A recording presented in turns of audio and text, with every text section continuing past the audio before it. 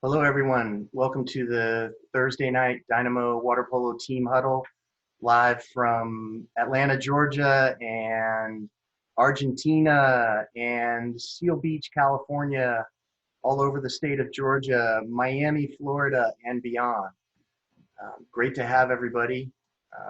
I'll just quickly introduce a woman who really needs no introduction to Dynamo. Ashleigh Johnson is the goalie for the women's national water polo team. She's a two-time world champion and a junior world champion. She's an Olympic champion, but extra exciting for us, she is from the Southeast Zone. She grew up in Atlanta or in Miami. Nice try, Coach Stu. She grew up in Miami. She played for Coach Carroll and the Miami Riptides. She went to Ransom Everglades High School, where not only was she a three-time state champion in water polo, but she was also a state champion in the 50 freestyle because swimming and water polo get along really well together. She went to Princeton University, where she started for 4 years, has a degree in psychology. She got her younger sister to join her there. And Ashleigh has also played professionally in Greece and Italy. And right now she is without question the #1 goalie in the world. So we're super excited to have Ashleigh. Please remember again, questions, enter your questions whenever you want into the chat. And when Ashleigh's done sharing her story with us, we'll ask her those questions. So Ashleigh, I'm gonna turn it over to you. Thanks, Coach Stu. Hi, guys. Thank you so much for having me. I think it's so cool that you all have these meetings every Thursday. I wish my team did a once-a-week meeting to just like introduce us to different, we should do that with every team, like do something like this. This is really cool. But yeah, Coach Stu said a lot about my journey. I was born and raised in Miami, Florida. I have 4 siblings. We all grew up playing water polo together. Contrary to popular belief, it was never my dream to make it all the way to the Olympics, but it was always my goal to have fun and go as far as I could in the sport. I just never knew how far that could be. And one thing that I attribute a lot of my success to is having people around me who knew that I could be there for me, who could dream for me.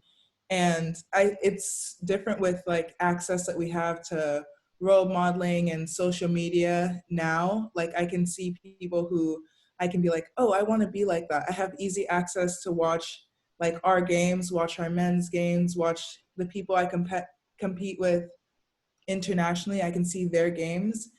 But when I was young and in Miami, you guys know it's really hard to see past California, see past getting to whatever school is your dream school. But I think that one thing that made my journey a little bit unique and made it possible for me to make it here is that I always wanted water polo to be somewhere that I have fun and somewhere where I could meet my friends, you know? It wasn't somewhere that I went to like, oh, I have to get to this, I have to get to the national team, I have to do this, I have to do this.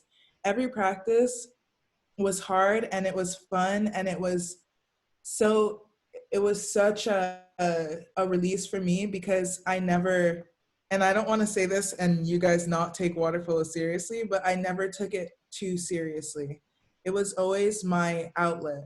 And I think that you lose that. I've seen it in clubs out here. A lot of people idealize playing in California. It's definitely cool to get access to this, being seen as a player, being whatever you want, being out here. But I would say I have an advantage being from the East Coast because I wasn't pushed to be more than what I thought I could be, even though people believed that I could be more than what I thought I could be, which is a little bit of a hard thing to conceptualize. But I could just play water polo purely and have a lot of fun through it and be with my friends without having to set these huge goals that might have changed my perception of the sport for me.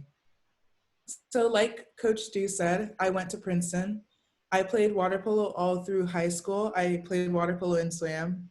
I didn't like swimming, but I did swim.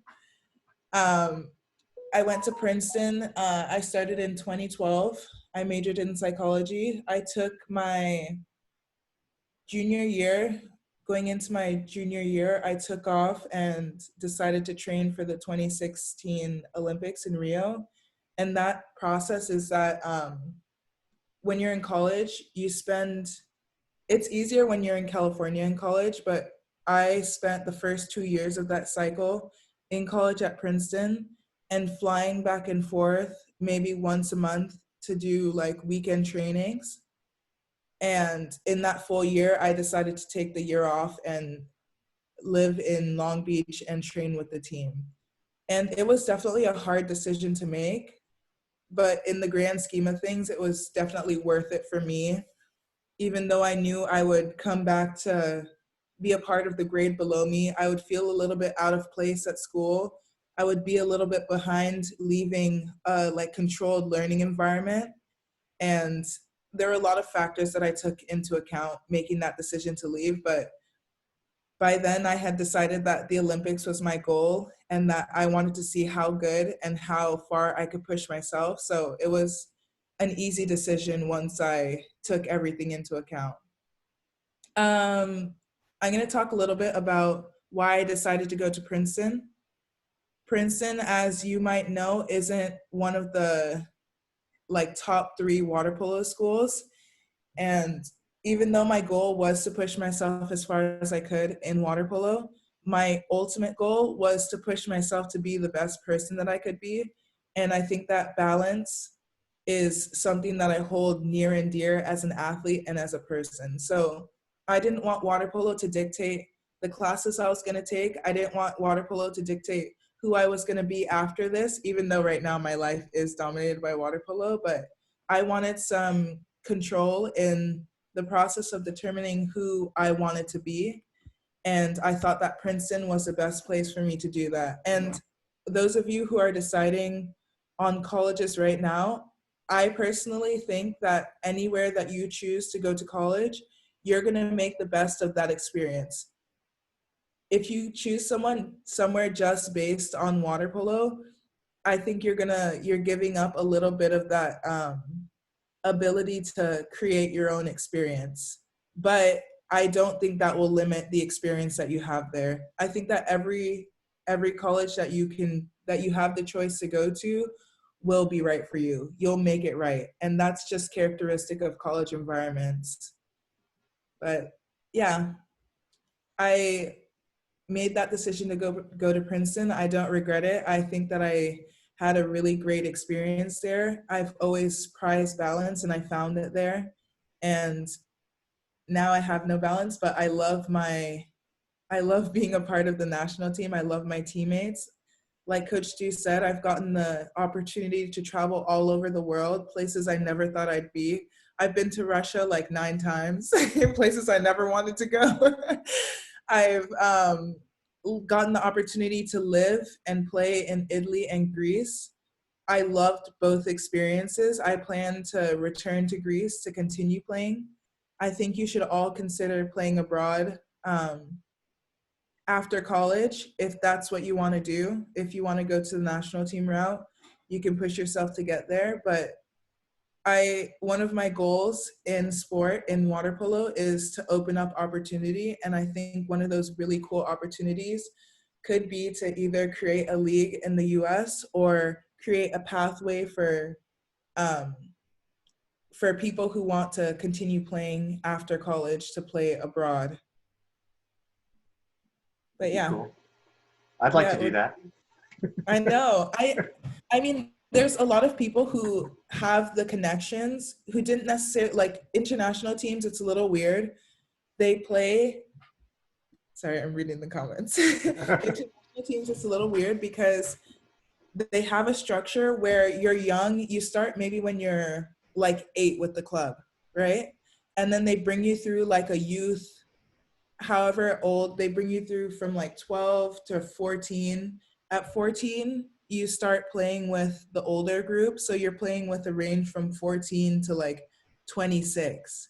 And you stay in that club maybe your whole life, maybe your whole life as an athlete, but you can, school and athletics don't mix. So you can like be paid through a club. It's like a whole league thing. And it was just a really eye-opening experience for me to play with such a wide range of different athletes. So the level is so mixed.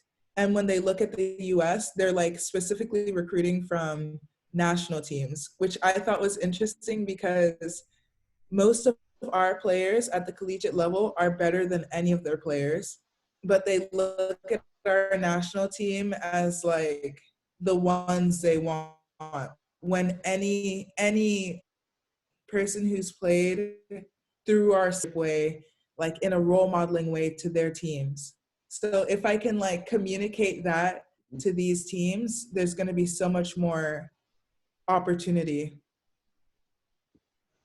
That's awesome. So lots of different ways to get involved. And we've just 2 weeks ago, we talked about college recruiting with Chris Radmanovich, the former head coach from Wagner College, and he gave a lot of great advice. The most important point I think he made is similar to a very important one that you made, which was, definitely don't pick your college based just on water polo. So it's interesting to hear multiple people send that same message. So we've got, I want to let Ashleigh wrap up in a second. Just a quick reminder to send in questions, and we'll get as many of them answered as we can. But please send in those questions. I see the goalie's already starting to hit it up, but field players too. Yeah. So Ashleigh, just a quick question. Give Jesse Smith from the men's Olympic team was here a couple weeks ago, and he talked a lot in detail about their training regimen. But do us a favor, give us a little bit of a feel for how training for goalies is different mentally and physically than field players, because we have almost 100 kids on our team, and probably 80 of them are field players and maybe 20 are goalies. So it's not a common thing. Can you just talk a little bit for a minute or two about the primary differences? Yeah, so I can speak to the difference between our goalie training and our field player training. So lifting wise, we do about 4 sessions a week of lifting for the whole team. And our lifting is more focused on explosiveness. So we'll spend less time in the movements, hoping to like react to the ball. We do a lot more hand-eye coordination training. We do a lot more leg training. We do about half as much swimming. The field players will say it's less, but we do swim. We do need to maintain a certain level of like athletic training, like aerobic training. We just basically spend a lot of time on our legs and our hand-eye coordination and making sure that we're in our bodies, like we know how we're moving in the goal and we're aware of our body position always. So maybe we'll spend less time doing actual conditioning, like really hard conditioning, but we'll do bursts of conditioning so that we can, we spend half the game like waiting for something to happen, right? So, but that time that we are engaged is super engaged. We have to be on it. We have to know what's happening. We have to make quick decisions. We have to read. So we spend a lot of time visualizing. We spend a lot of time like learning to read our defenders, learning to communicate shot blockers, learning to make accurate passes, which is a lot more like finely skilled, finely tuned skills. And it translates to just less time conditioning and more time in intense movements. Makes a lot of sense. Makes a lot of sense. What personal preference, we've got about 10 minutes left. we've got some great questions. Personal preference, dry land for your position, goalie. What's your favorite drill? What drill do you feel like challenges you the most and is the most fun? My favorite tool is using a tennis ball and a wall, just because I feel like there's so much versatility. Like you can, if you don't want to be super dynamic, you can literally be on your knees and use your core and upper body to move, and it mimics the motion that you're going to make in like a hands out reaching position.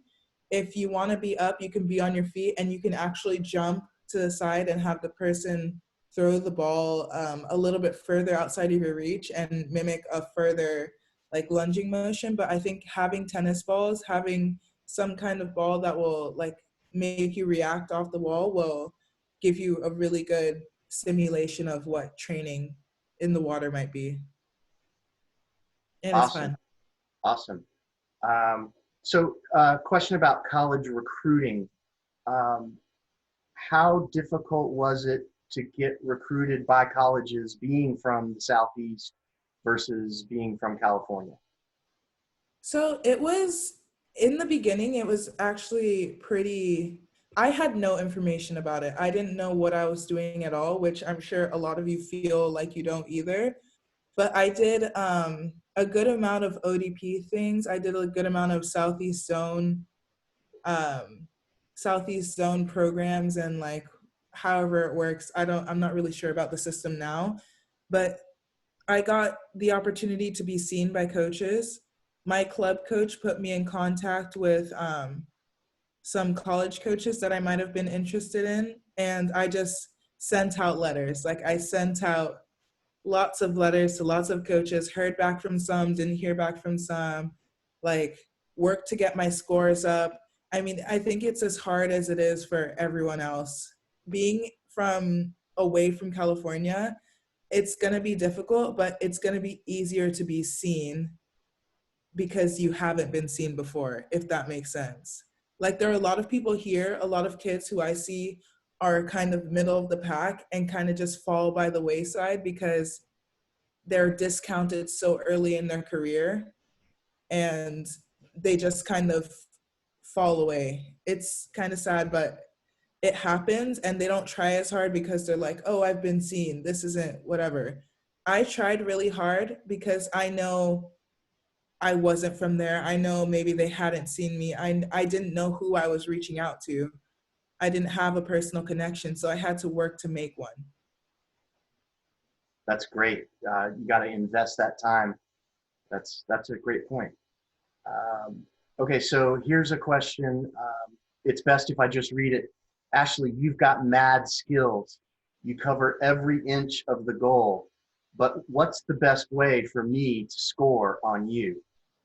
The best way to score on me is maybe a hezzy lob. Those are really hard to read. If you can get the wrist down, if you can get your body motion down, yeah, it's like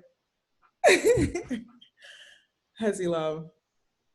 Unfortunately, the person who asked that question, that's exactly what they did not need to hear. No coach wants to tell their kids to hezzy lob. Well, and unfortunately, it came from Coach Ken. So, yeah. Anyway, so thinking back to Ransom Everglades and Raider, so that's Coach Eric and those guys. What's the most powerful either experience or mantra or that you took away from your time on the high school teams, Raider and Ransom?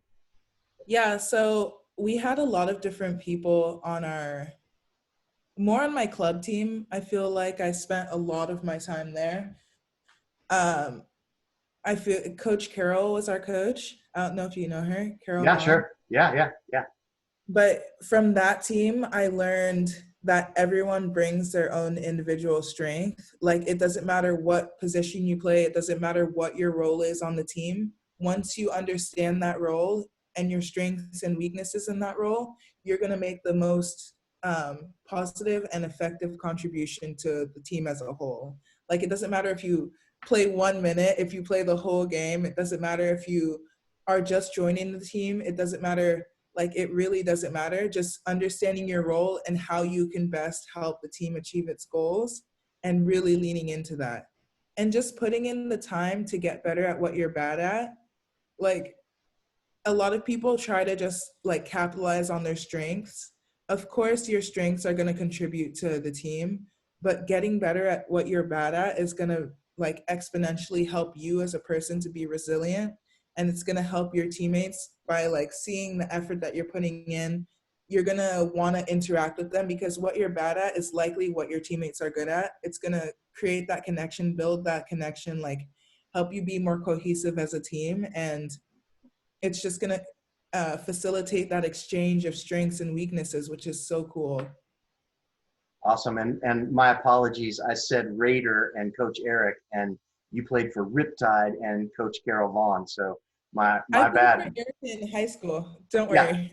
for Ransom, right? Yeah. But I didn't want to, I don't want to start a South Florida feud. I know how those go. It started. Yeah, absolutely. Absolutely. So here's a question from one of our goalies. As a goalie, what's the best way for you to affect the mindset of the shooter? I think it's just consistency, and it's going to affect your mindset too.